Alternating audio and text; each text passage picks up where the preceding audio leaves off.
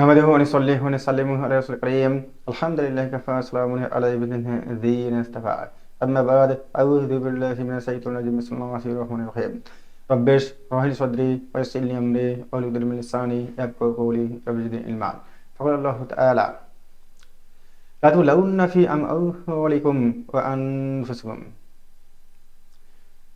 لا تبلون في أموالكم وأنفسكم সমস্ত প্রশংসা মহান রব্বুল আলামিনের জন্য, যিনি কুরআন সুন্নাহর জ্ঞান অর্জন এবং মানুষের কাছে দিন ইসলাম পৌঁছানোর উত্তম সুব্যবস্থা করে দিয়েছেন। অতঃপর বিশ্বনবী রহমাতুল আলামিন আখিরুল খাতিম নবী সাইয়্যিদুল মুরসালিন হযরত মুহাম্মদ সাল্লাল্লাহু আলাইহি সাল্লামের উপর অসংখ্য কোটি দরুদ অবতীর্ণ হোক, আল্লাহুম্মা আমিন। আজকে আমরা কোরআন কারীমের সূরা আল ইমরানের 186 নম্বর আয়াত সম্পর্কে আলোচনা করব ইনশাআল্লাহ। আল্লাহ রাব্বুল আলামিন কি বলছেন? লা তুবলাউন্না, আমি তোমাদের অবশ্যই পরীক্ষা করব, ফি মধ্যে, আমওয়ালিকুম তোমাদের ধন সম্পদের মধ্যে, ওয়া আনফুসাকুম তোমাদের জীবনের মধ্যে। অর্থাৎ তোমাদের ধন সম্পদ এবং জীবন দ্বারা তোমরা কি করেছো, কি সংঘটিত করেছো, আমি সেই ব্যাপারে তোমাদেরকে অবশ্যই পরীক্ষা করব। আমাদের এই ধন সম্পদ এবং আমাদের এই জীবন মহান রব্বুল আলামিন অনুগ্রহ করে আমাদেরকে দান করেছেন, এবং শুধুমাত্র এইটুকু পরীক্ষা করার জন্য যে আমরা এটাকে কোন দিকে ব্যয় করছি, আল্লাহ রব্বুল আলামিন নির্দেশিত পথে না শয়তানের পথে। আল্লাহ পাক শুধু এইটুকু দেখবেন আমাদেরকে। এই আয়াতের ব্যাখ্যায় তাফসীর ইবনে কাসির 2 নম্বর খণ্ড 694 নম্বর পৃষ্ঠায় ব্যাখ্যা করা হয়েছে, একবার সাদ ইবনে উবাদা রাদিয়াল্লাহু তাআলা আনহু অসুস্থ হয়ে পড়েন। আল্লাহ রাসূল সাল্লাল্লাহু আলাইহি সাল্লাম মদিনাতে একটা গাধার পিঠে সওয়ার হয়ে তাকে দেখতে যান। প্রতিমধ্যে একটা মজলিস দেখতে পান। সেই মজলিসে আল্লাহ রাসূল সাল্লাল্লাহু আলাইহি সাল্লাম সে সওয়ার নিয়ে থামলেন। থামার পর তাদেরকে সালাম পেশ করলেন। সালাম পেশ করার পরে আল্লাহর কুরআনুল কারীম থেকে তাদেরকে বললেন এবং তাদেরকে ইসলামের দাওয়াত দিলেন। তখন সেখানে উপস্থিত আব্দুল্লাহ ইবনে উবাই, যে মুনাফিকের সর্দার, তখন সে ইসলাম কবুল করেনি, তখন সে প্রকাশ্য কাফের। তখন সে আল্লাহ রাসূল সাল্লাল্লাহু আলাইহি সাল্লামকে বললেন, আপনার কথাগুলো আমাদের ভালো লাগে না। আপনি কোন অধিকারে আমাদের এই মজলিসে প্রবেশ করেছেন? আপনার কোন অধিকার নেই।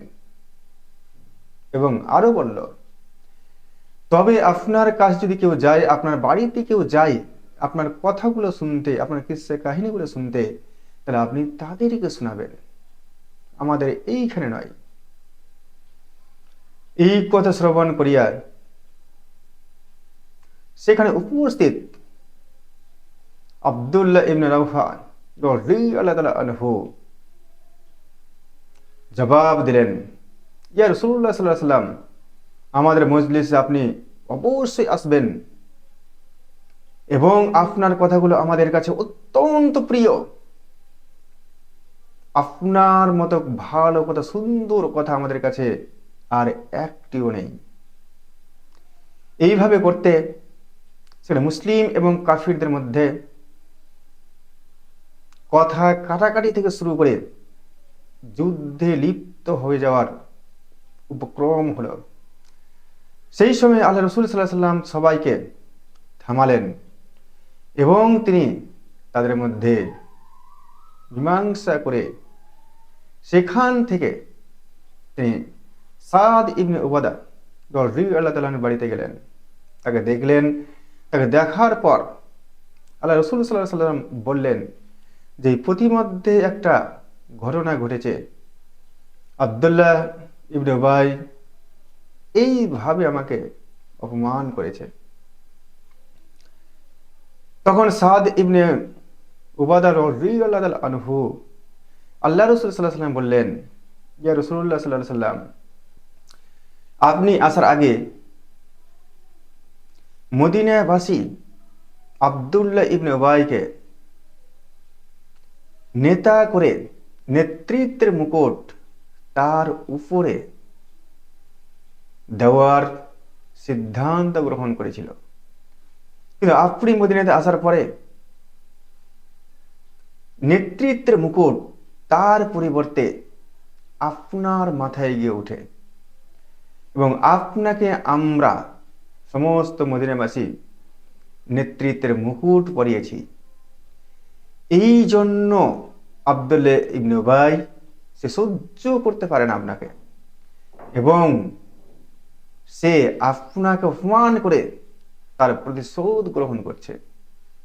ইয়া রাসূলুল্লাহ সাল্লাল্লাহু আলাইহি সাল্লাম, আপনি তাকে ক্ষমা করে দিন। আল্লাহ রাসূল সাল্লাল্লাহু আলাইহি সাল্লাম এই কথা শুনে তাকে ক্ষমা করে দিলেন।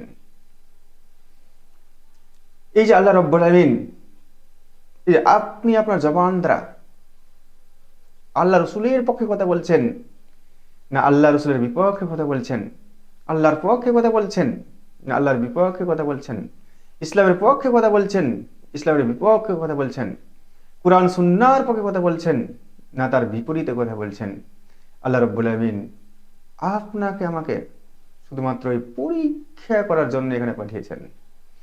এবং কিয়ামতের দিন কোনো ব্যক্তি একটা পা নড়াতে পারবে না যতক্ষণ পর্যন্ত আল্লাহ রাব্বুল আলামিন প্রত্যেকের কাছ থেকে 5টা জিনিসের হিসাব না নেন।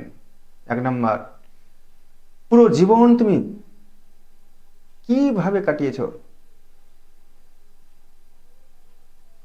আল্লাহর পক্ষে, রাসূলের পক্ষে, দ্বীনের পক্ষে না তার বিপরীতে কাটিয়েছো, শয়তানের পক্ষে কাটিয়েছো। 2 নাম্বার, তোমার যৌবন কালটা তুমি কিভাবে কাটিয়েছো, কারণ এই যৌবন কালে মানুষ সবচাইতে বেশি ডেসপারেট থাকে এবং এই যৌবন কালে মানুষ সবচাইতে বেশি নেকি উপার্জন করতে পারে বা সবচেয়ে বেশি পাপ উপার্জন করে থাকে। এখানে আল্লাহ রাব্বুল আলামিন এই যৌবন বয়সের স্পেশাল হিসাব নেবেন। তারপরে 3 নাম্বার, তুমি তোমার সম্পদ কোন পথে অর্জন করেছো, হালাল পথে না হারাম পথে, আল্লাহ রাব্বুল আলামিন সেই হিসাব নেবেন। আপনি যদি হালাল পথে আপনার সম্পদ উপার্জন করে থাকেন আপনি আল্লাহর পরীক্ষায় পাস করে গেলেন, যদি হারাম পথে উপার্জন করে থাকেন আপনি এখানেই ফেল করে গেলেন। তারপরে 4 নাম্বার, আপনি কোন পথে আপনার সম্পদ ব্যয় করছেন, হারাম পথে না হালাল পথে। আপনাকে শুধু হালাল পথে টাকা উপার্জন করলেই হবে না, আপনাকে হালাল পথে টাকা ব্যয়ও করতে হবে। উদাহরণস্বরূপ বলি, একজন লেবার, শ্রমজীবী মানুষ সারাদিন লেবার খেটে সে 400 টাকা উপার্জন করেছে, কিন্তু দিনের শেষে সেই টাকাটা যদি সে মদ খেয়ে ব্যয় করে, লটারি কেটে ব্যয় করে, জিনা ব্যভিচারে ব্যয় করে, তাহলে সে হারাম পথে ব্যয় করলো। আল্লাহ রাব্বুল আলামিন সেই হিসাবও নেবেন এবং হারাম পথে ব্যয় করে থাকলে সেখানে সে ফেল করে গেল। 5 নম্বর, আল্লাহ রাব্বুল আলামিন অবশ্যই পরীক্ষা নেবেন আপনি আপনার ইলম অনুযায়ী আমল করেছেন কিনা।